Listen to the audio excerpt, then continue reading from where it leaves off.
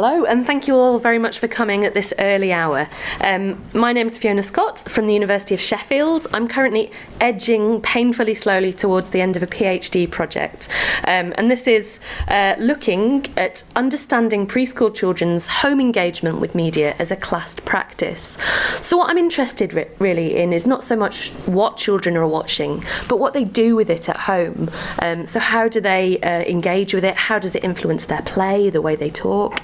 And I've called it the C word, mainly to be controversial, but also because increasingly class feels like something that it's become very difficult to talk about. So particularly in academia, it's very unfashionable for people to talk about social class now. Some of the problems, it's really hard to define. There are lots of different scales and categorisations. They're all contested. It's problematic to put people in categories. So the scale that I use for my research, when I tried to sort of understand where I would fit in that, I didn't really know. So there are lots of problems. And some people say it's just a completely outdated concept now. So a famous example, Ulrich Beck, a sociologist, described social class as being sort of zombie categories that embodied 19th century sort of horizons of experience, and not really reflecting the sort of range of experience and ambiguities of modernity. But at the same time, as we're all aware, the UK suffers from really high levels of relative poverty. Diamond and Gideons in 2005 pointed out that the poor in Britain are substantially poorer than the worst off in more equal industrialised societies. So it is a real life problem that is affecting children's lives. So I thought, how am I going to research children's engagement with media as a classed practice? And I looked to the literature in developmental psychology. There are loads and loads of studies there about children and television. But socioeconomic factors tend to be kind of imported as a variable into existing debates. So if TV is bad for kids, then it's really bad for poor kids. TV and related media, I think part of the problem is it's not really considered to be a social practice. It's kind of just a kid sitting in a room, and kind of the psychologists often disregard how social and physical it can be. On the other hand, literacy studies is a field of research that does a lot, that looks at how children's home practices can be classed, and how class can be constructed by conversations and experiences at home. But unfortunately, a lot of literacy's work tends to focus just on your traditional printed texts, so reading books, rather than widening that definition to include engagement with television and related media. So moving along to my research, it's all about preschool children, broadly 0 to 6, although I focus mainly on children aged 3 and 4. And I'm interested in their range of engagement with television and all sorts of related media at home specifically. I'm interested in what kind of content they engage with, across which devices and platforms, but in particular what children do with television-related media. So as I said, how it impacts on their play and what they say, what they do, and also the social contexts of that viewing. So who are they with? What kind of conversations do they have? What kind of interactions with other people? And as I've said, there is this specific focus on socioeconomics. So I said from the beginning that it would focus on families from economically and socially disadvantaged communities, given the real lack of research, particularly in academia, in this area. How did I do it? Well, I'm using a quantitative survey of 1,200 UK parents of children aged 0 to 6. They were recruited in some Sheffield schools, but it was also put online, so it's a national data set. But the bulk of my research has been this longitudinal ethnographic fieldwork. So the researcher, me, worked with 8 families between March last year and February this year. All of my families had at least one child who was aged either 3 or 4 at the start of the study. And as I've said, social class, socioeconomic status are really difficult and problematic to define. But what I used was an academic system, the Hope-Goldthorpe scale. And I asked families to look at it and to select which one they felt represented their family. So I've selected 5 families who classified their work as manual according to this scale, which is what we'd understand as more sort of traditionally working class. And 3 identified their work as professional, sort of more traditionally middle class families. And my methods mix was very flexible. I would basically go along to families' homes, have all sorts of tools, cameras that the children could use. I was filming lots of activities, and I would just stay with them for as long as they would have me. And this happened once a month for about a period of a year.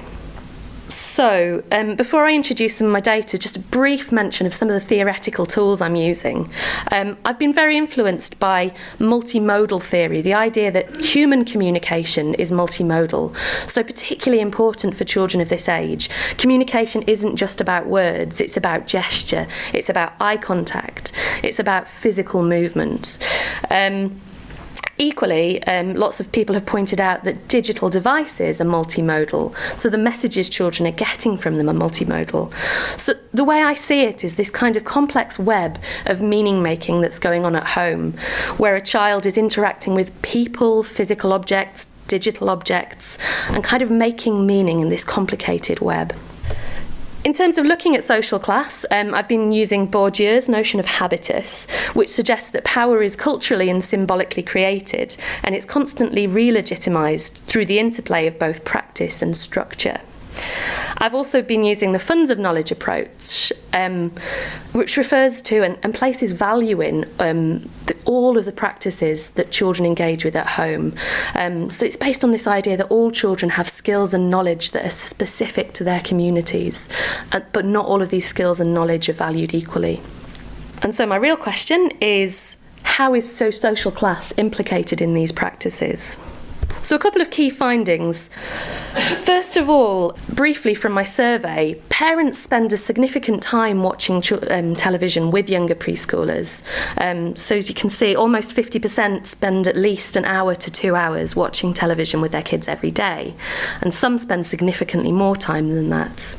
But actually, when you break that down by social class, interestingly, professional parents said that they spent less time overall watching kids' television with their children.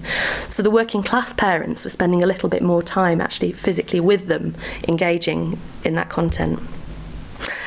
So I'm going to present some findings now from my qualitative data, which is the really exciting stuff. Before I get going, I would say every child in my study is unique. Every family and community is a unique context, but there were some broad differences.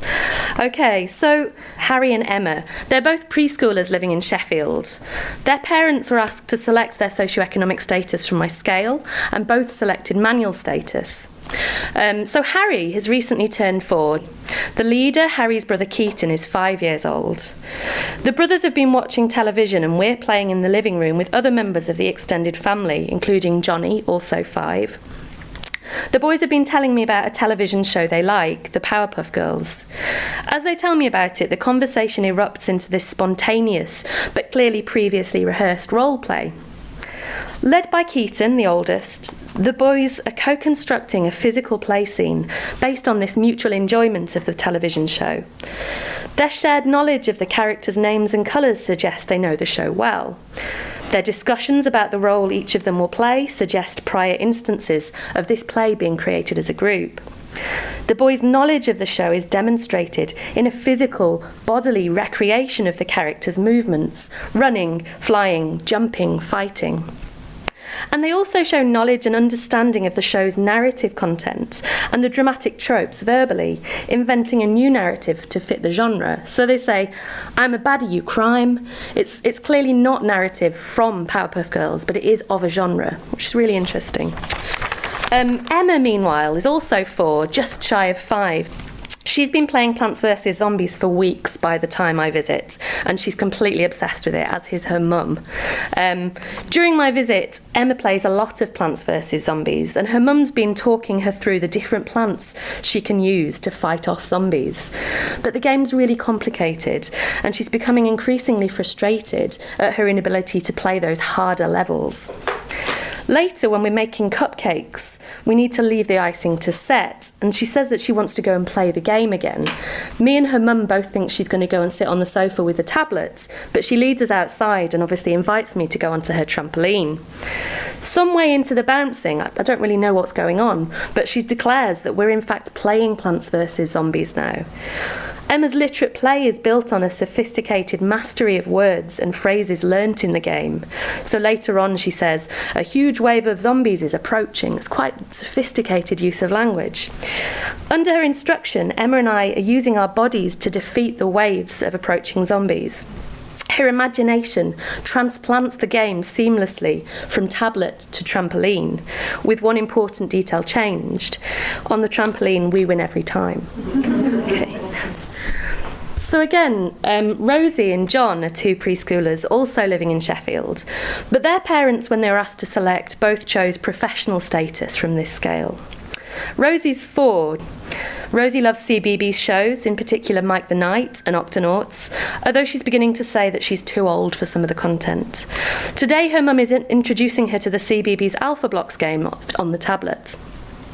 In this brief excerpt, Mum is framing Rosie's learning with the tablet in a style very similar to school teaching, scaffolding her progress with eye contact, verbal prompts, and literary elaboration. So she says, is it like a balloon?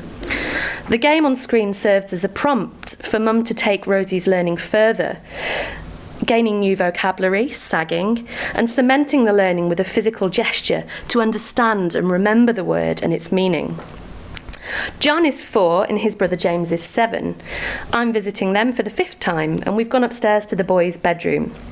The boys have been telling me all about their new favourite video game, which is called Castle Crashers. Several physical artefacts around the room attest to this new interest. The boys have a Castle Crashers poster on the wall, and they're showing me these cardboard cutout figures of characters and cardboard masks that they've made.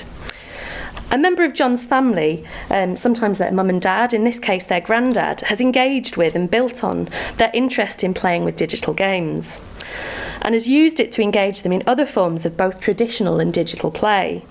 So John and his granddad went onto the home computer together to find these free Castle Crashers character templates, which they've then printed out onto card, cut out and stuck together. Granddad's been able to assist in improving John's physical skills in making the characters, as well as his ability to search for relevant content online. The boys are now creating original play with these physical Castle Crashers characters together in their room. Both boys are demonstrating knowledge about the characters in the original digital game, using the poster and the cardboard figures to help them identify characters by their colours. So, a few reflections on this data. First of all, I think that children and families draw on television and related media in very different ways at home before school even starts.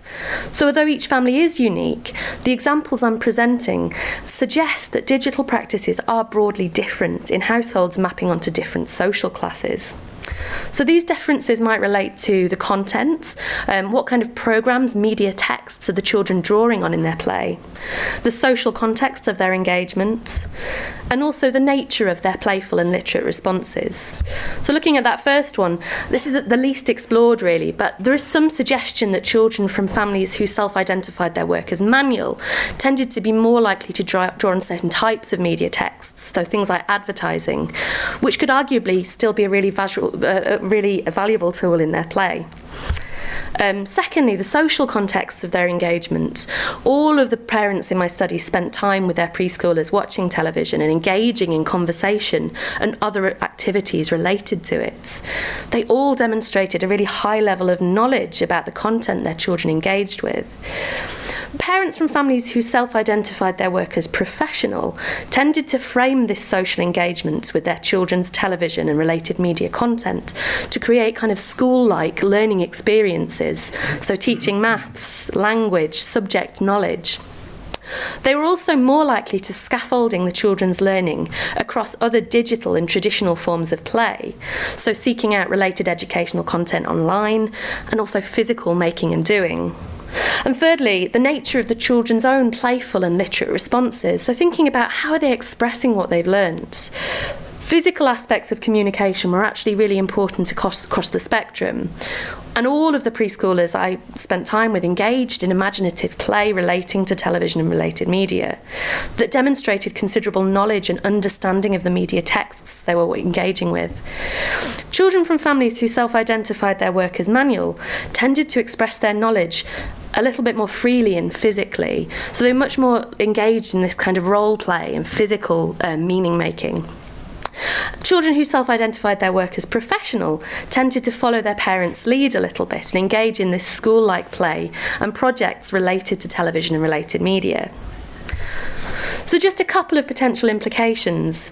In terms of educators, thinking about this gap potentially between home and school, children are all doing really valuable things at home with television and related media.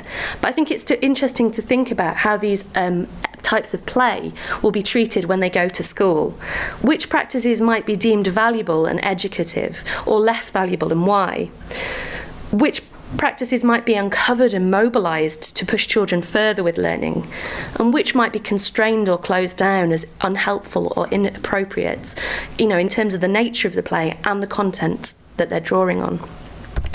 And I'm not an expert, but I just thought a few implications maybe for the industry. Television and related media are some of the very raw ingredients of young children's play that they're using to construct early play at home. Preschoolers have a really sophisticated knowledge and understanding of TV and related media, but they don't really differentiate between the ingredients of play, so they kind of fit together in this seamless web. Professional preschoolers, and I don't mean that it's their job to be preschoolers, and their parents are actively seeking opportunities to extend their engagement over digital and traditional platforms and materials.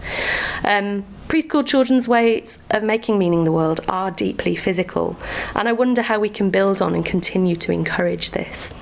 Okay, that's all I have to say. Thank you very much for listening.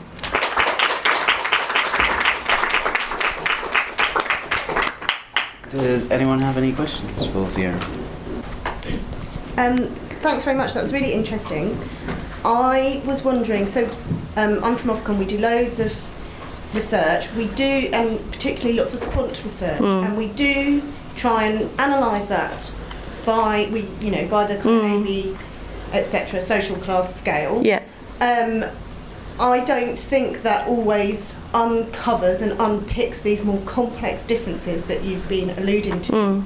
And I was wondering whether, from your research, you have any ideas about whether there are other indicators that might be, that we could use, that would be a more sophisticated way at getting at some of these differences. Oh gosh, yeah. I also have another question, which is, I was also interested in your point about the differences in the different kinds of content, and in particular about the fact that the drawing more on advertising. Yeah. I was wondering if you could say a bit more about that. I mean, particularly at Ofcom, we're very interested in media literacy and the extent to which children and adults are able to identify when they're being advertised to. And I was wondering whether the different sources that both parents and children are accessing had, where that was coming from, and whether that had any differences in their ability to kind of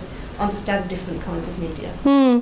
Yeah, I guess in terms of your second question, it's an assumption based on various sort of examples I've seen in the data, and I would say that where children are drawing more on advertising, that exposure to advertising for me, because they discuss it a lot with their parents, does seem to lead to a kind of an increased understanding of advertising. So Emma, the trampoline girl, she's 4 years old, and developmental psychologists say that children under 7 can't understand the persuasive nature of advertising. And she was very able to articulate the fact that adverts want you to go somewhere. So, a flip side of the argument about advertising, I think, is that actually exposure can help, where scaffolded properly by parents, can actually improve media literacy. In response to your first question, that's really hard, because I guess we're trying to extract something from the qualitative to kind of make quantitative. And I don't think you can find the things out without doing that really in-depth research. But due to quality, Yeah. I just wondered if there's better ways we can analyse performance. Yeah, yeah. Maybe a much bigger question that I could talk to you about afterwards. Yeah. Okay. Any more questions? It's really a question about parental engagement. Yeah. All your families, no matter how they define themselves, were very clearly engaged with their children. Yeah. Have you had any opportunities, or is there any research that's actually looking at children where there's much less engagement from the parents? I mean, we didn't select families particularly because of that engagement. It just seemed to be reflected. And again, the survey would suggest that all of the parents did spend some time every day with their children watching television. That data about the professional parents sometimes spending less, I think, reflects the fact that, you know, they're more likely to have working mum and dad in a professional family. But obviously the people who agreed to be part of this were probably more likely to be people who had time to spare. So not really. It would be interesting to look at that. Yeah. Thank you, Fiona. Thank you.